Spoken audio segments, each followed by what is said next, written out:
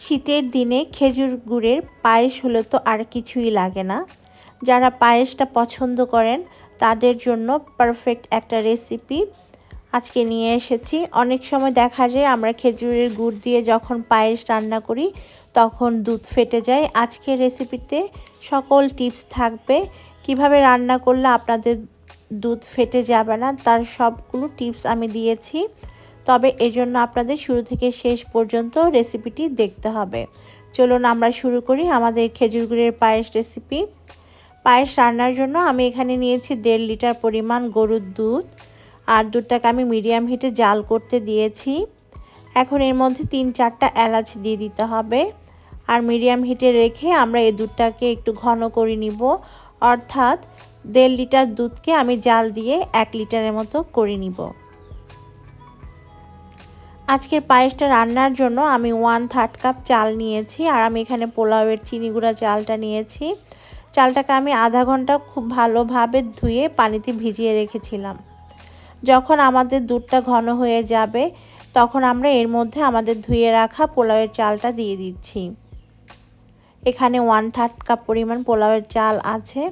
চালটা দিয়ে দেওয়ার পর অনবরত কিন্তু দুধের সাথে 2 থেকে 3 মিনিট নেড়েচেড়ে যেতে হবে, কারণ অনেক সময় দেখা যায় গরম দুধে চাল দিলে সেটা দলা পাকিয়ে যায়। তো আমি খুব ভালোভাবে অনবরত 2 মিনিট নেড়েচেড়ে দিয়েছি। এখন চালটা ফুটে ওঠা পর্যন্ত রান্না করব মিডিয়াম হিটে।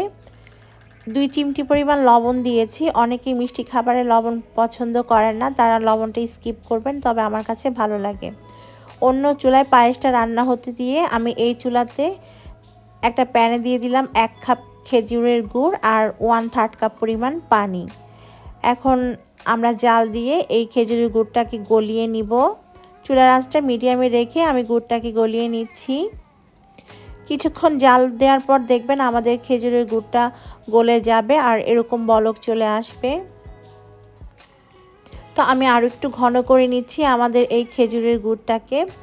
তো আমি আরও 3 থেকে 4 মিনিট মিডিয়াম হিটে জাল দিয়ে আমাদের এই খেজুরের গুড়টাকে ঘন করে নিয়েছি। দেখতে পাচ্ছেন এটা বেশ ঘন হয়ে গিয়েছে।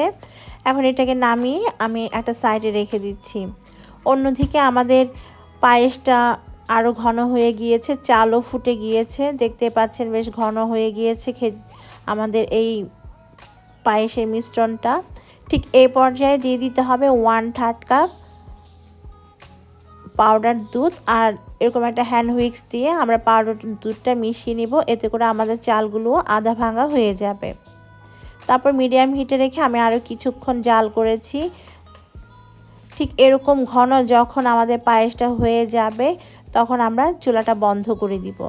তো এই পর্যায়ে আমি চুলাটা বন্ধ করে দিচ্ছি, আর আমাদের এই পায়েসের মিশ্রণটাকে হালকা একটু ঠান্ডা করে নিয়েছি। 20 মিনিট পর দেখতে পাচ্ছেন আমাদের পায়েসটা একদম ঠান্ডা হয়ে না গেলেও কিছুটা গরম এখনও আছে এর মধ্যে, তবে যে পরিমাণ গরম থাকার কথা সেরকম গরম নাই। আপনি হাত দিলে একটু হালকা গরম স্পর্শ করতে পারবেন।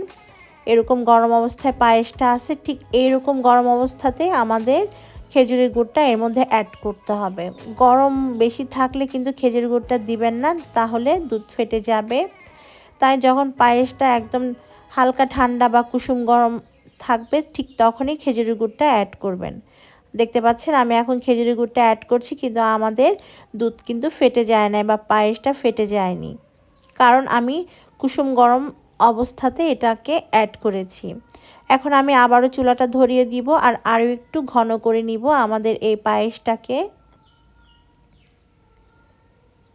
তো এই টিপসটা কিন্তু আপনারা অবশ্যই মনে রাখবেন খেজুরের গুড়ের পায়েস রান্নার ক্ষেত্রে। তো আমি আরও কিছুক্ষণ একদম লো হিটে জাল করে পায়েসটাকে ঘন করে নিয়েছি, আর এর মধ্যে এখন দিয়ে দিচ্ছি বাদাম কুচি আর কিশমিশ। তৈরি হয়ে গিয়েছে আমাদের খেজুর গুড়ের পায়েস।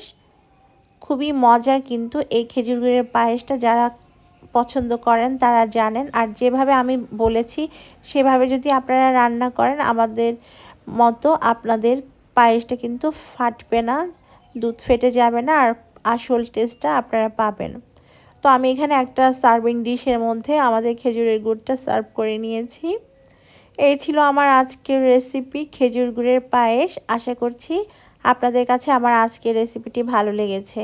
ভালো লাগলে আমার চ্যানেলটিকে সাবস্ক্রাইব করতে ভুলবেন না। সেই সাথে পাশে থাকা বেল বাটনটি অবশ্যই প্রেস করে রাখবেন। এতে করে যে কোনো ভিডিও দিলে তার নোটিফিকেশন পেয়ে যাবেন। আল্লাহ হাফেজ।